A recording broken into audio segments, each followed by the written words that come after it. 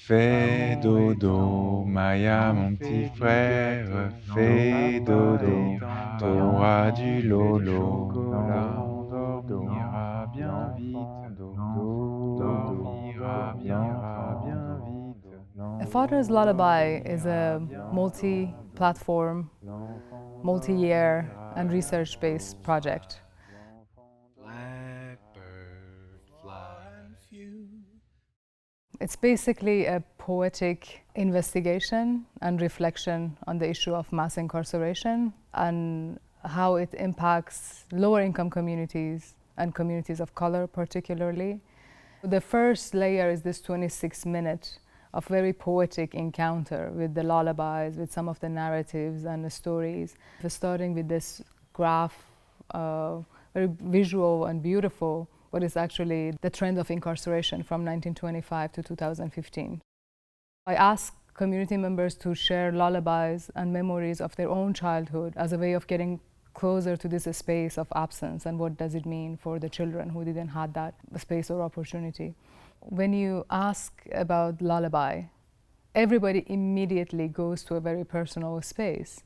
Whether they had a personal relationship with a lullaby or they would just remember their childhood or their children's childhood.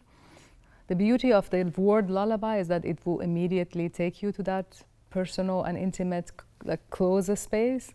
But then I had fathers who shared songs that they were saying, oh, I don't remember singing any lullaby, but we would like sing in the car together, and this is like that's what they shared.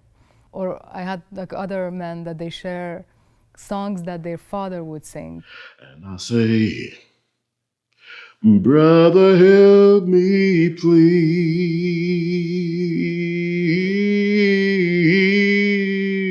Sometimes he winds up knocking me back on my knees. Most of the men that you see in the gallery are the community members that participated and give voice to this issue. There are also incarcerated men in the mix. Then there are 3 touch panels that they are a portrait documentary of the father.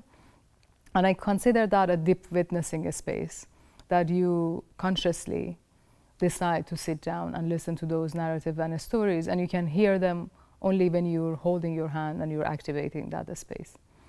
And then the third layer that is very important, the audience participation. So there is a website that you're encouraged to activate the QR tag or go to the website, and everybody could go record their own lullabies or memories of childhood or reflection on this issue. So I think about that space of it as a poetic movement, like how an art project could encourage or propel people to share their own personal history in order to give voice to a very complex social justice issue.